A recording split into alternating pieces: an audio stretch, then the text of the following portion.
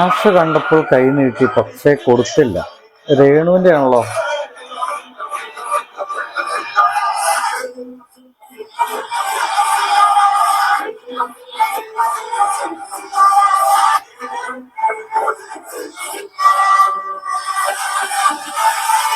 അയ്യോ, എന്താ ഉണ്ടായേ?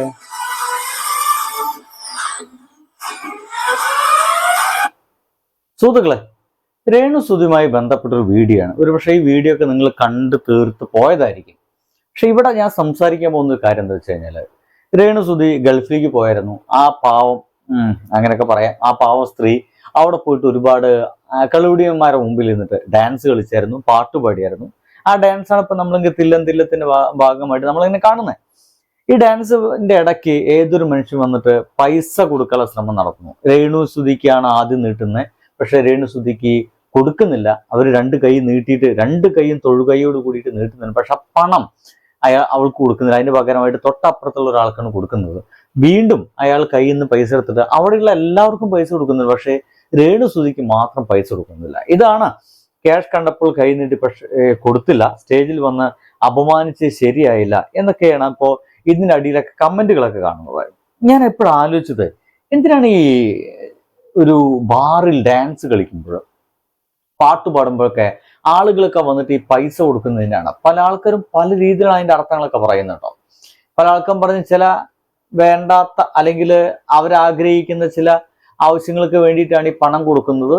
ഇതുവഴി അങ്ങനെയൊക്കെ ഒരുപാട് പണം സമ്പാദിക്കുന്ന ആളുകളൊക്കെ ഉണ്ട് നമ്മുടെ സമൂഹത്തിൽ എന്ന രീതിയിൽ വർത്തമാനങ്ങൾ കേൾക്കാനുണ്ട്. എന്തായാലും ഞാൻ ചുമ്മാ ഇത് സെർച്ച് ചെയ്ത് നോക്കിയപ്പോൾ സംഗതി അതൊന്നുമല്ലോ. Giving money to bar dancers is often done as a tip for their performance. പലപ്പോഴും ഒരു നല്ല പെർഫോം ചെയ്ത് കഴിഞ്ഞാൽ അവർക്കൊരു ടിപ്പായിട്ടാണ് അത്ര ഈ ഒരു പണം കൊടുക്കാറുള്ളത്. ഇനി എന്തുകൊണ്ട് കൊടുക്കുന്നു എന്ന് പറഞ്ഞിട്ട് ഏകദേശം 1, 2, 3, 4 കാരണങ്ങളൊക്കെ നമ്മുടെ ഗൂഗിൾ നമ്മുടെ മുമ്പിലേക്ക് എത്തുന്നുണ്ട്. ഒന്ന്, ഒരു ടിപ്പായിട്ട് നൽകുന്നു ഈ പണം എന്നുള്ളതാണ്. Giving money to directly to a performer is a common way to tip them for their performance.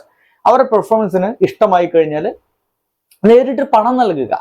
കാരണം അതവർക്ക് ഭയങ്കരധികം ഒരു എൻഗേജ്മെന്റ്, ഒരു എന്റർടൈനിങ് ഉണ്ടാക്കുകയും ഒപ്പം ഒരു ചെറിയ ടിപ്പായിട്ട് അവർക്ക് കിട്ടുകയും ചെയ്യും. രണ്ടാമത് പറയുന്നത് ഫോർ എൻഗേജ്മെന്റ് പേർപ്പസ് എന്നാണ്.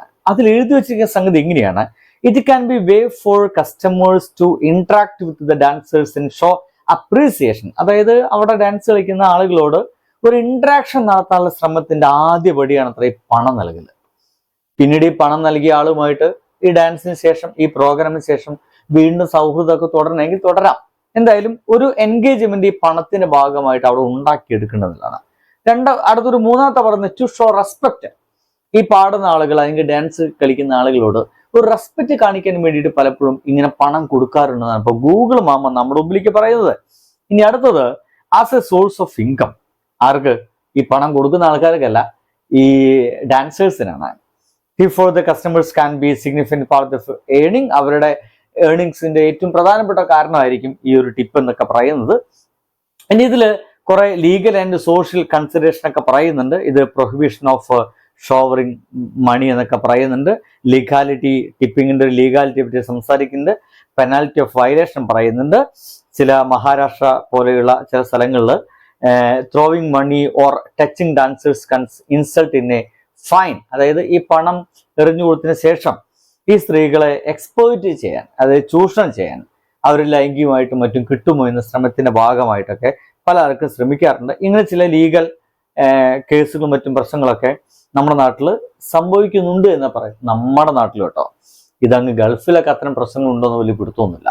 എന്തായാലും അവിടെ ഇങ്ങനെ പണം കൊടുക്കുന്നത് ഈ 3-4 കാര്യങ്ങൾക്കാണ്. പക്ഷെ പല ആൾക്കാരും പറയുന്നത്, പല ആൾക്കാർ ഇതിനെ കരുതി വെച്ചിട്ടുള്ളത് വളരെ നെഗറ്റീവായിട്ടാണ്. അതായത് ഈ പണം കൊടുക്കുന്നത് പലപ്പോഴും അവരെ കിട്ടാൻ വേണ്ടിയിട്ടാണ്.